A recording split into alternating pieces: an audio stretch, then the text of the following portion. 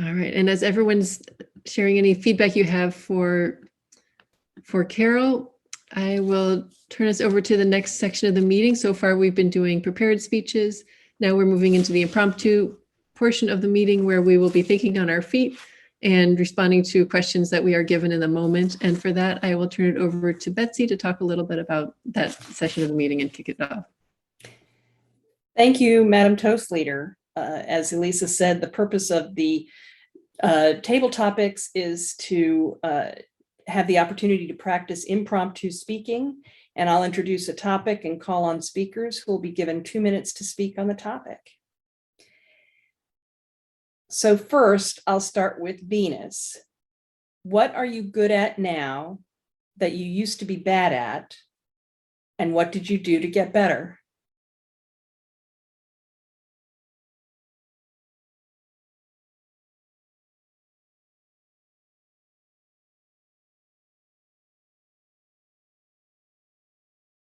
Venus, if you're speaking, you're muted. There you go. Oh, you're still muted. Better now? Yes. Thank you, Madam Table Topics Leader. What am I good at now that I used to be bad at? And how did I get better? That's the question of the day? Yes. Let me think on that. What am I better at now? I think I'm a little better at researching and having the patience to research things a little bit more in depth. And I say that because I've had a little bit more time on my hands to research. I've been doing a lot of research with genealogy, and I've gotten frustrated. And I've learned that I have to have patience to come back once I find something and go back and look at it with a second eye or a third eye, as they would say, and concentrate on it. So researching and having the patience to know I may not find everything I need right at the moment, come back, take another look, and go back in. And a lot of times I've found that I've seen new leads just because I've had the patience to put it down for a few days or a few weeks and return. So I would say having the patience to continue on has helped me to be better at researching. Thank you. Thank you, Venus. Next, I'll ask Daniel. Age is just a number. And I've gotten to the point in my life where sometimes I have to do the math to remember how old I am. And then I realize that I don't feel that age at all. What age do you feel you are? And how does that impact the way you go through life? Thank you very much, Madam Toast Leader. Early in my life, I think I was a definite advocate of the philosophy that is called front loading the pain. My dad used to always say, front load the pain, which means do the hard work up front, and then on the back end, your successes will show. Well, there was a period of time when I worked 2 full-time jobs.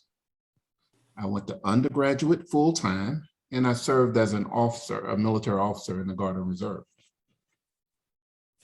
Unfortunately, over a period of time, the concept or philosophy of front-loading the pain, it tends to wear on you physically. One of the disadvantages I've learned of the front-loading the pain is, yes, you may survive during the period where you have adrenaline and you have goals and objectives in front of you, but on the back end, your body feels that wear and tear.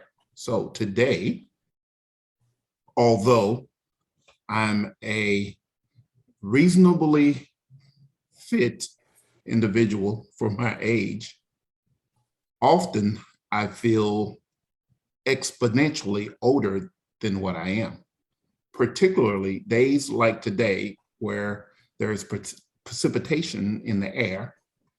My bones feel the precipitation in the form of arthritis.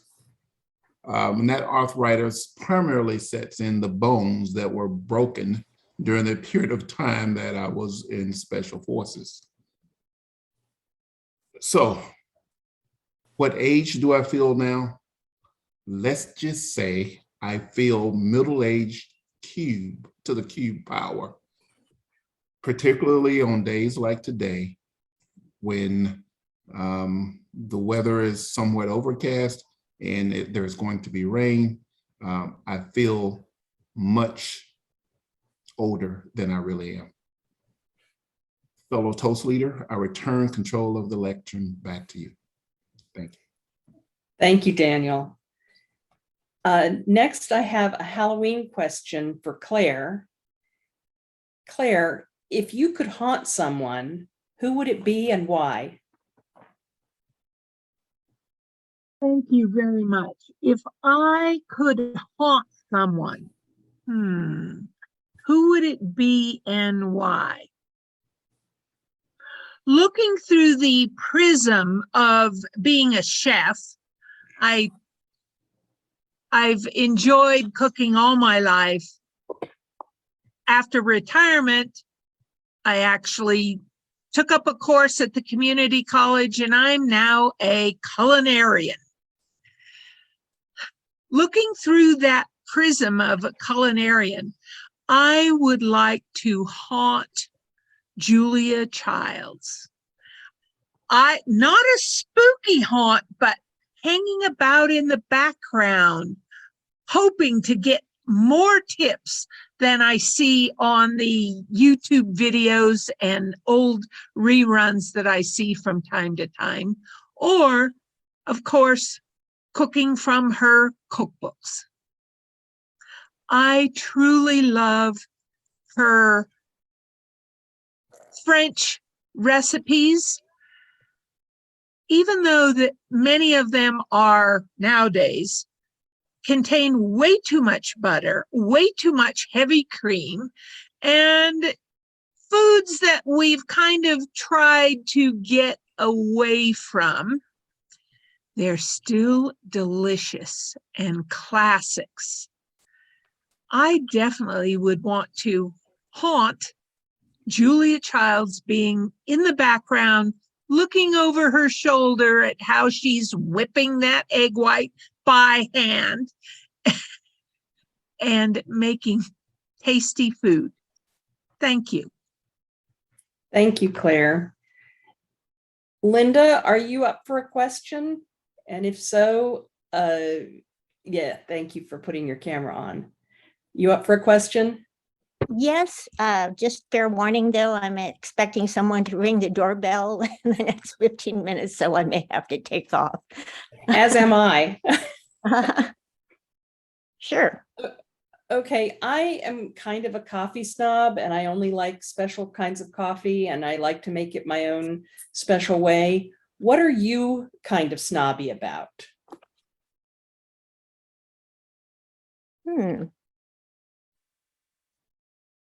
Well, I guess I'm a little snobby about wine nowadays. I had the opportunity to take a wine pairing class, and boy, was that eye-opening. I took it with Claire, actually, because she's in the culinary program. I'm not. I was just wanting to understand a little bit more about wine.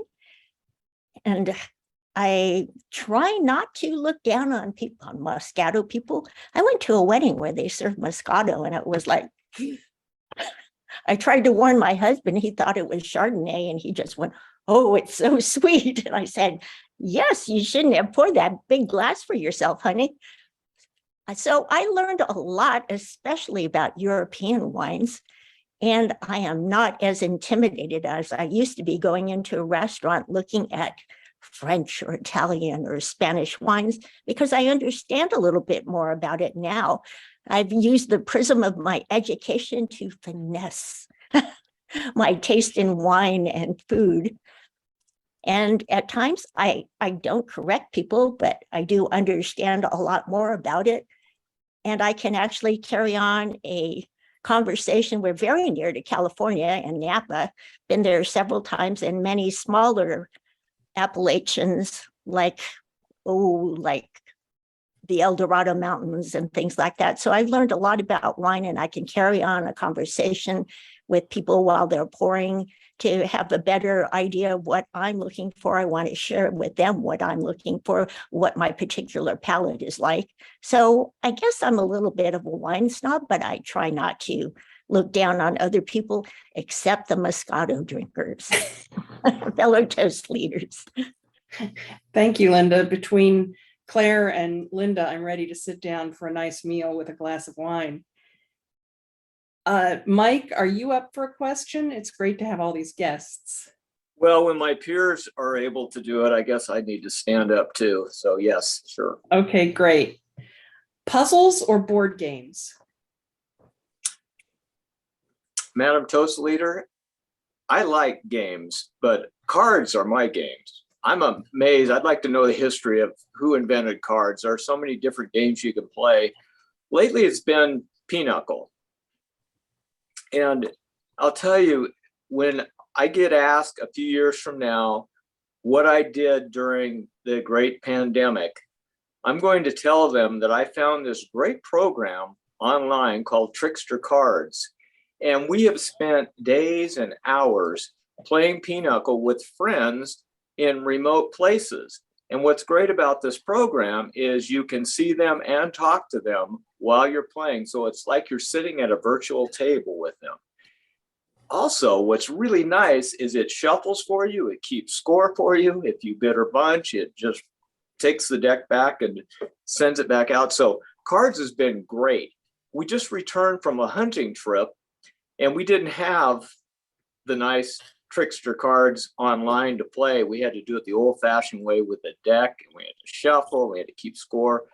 But it's funny when you put the technology aside for a little while and start doing it the old way, it comes back to you, and it was actually very fun too and much more tactile.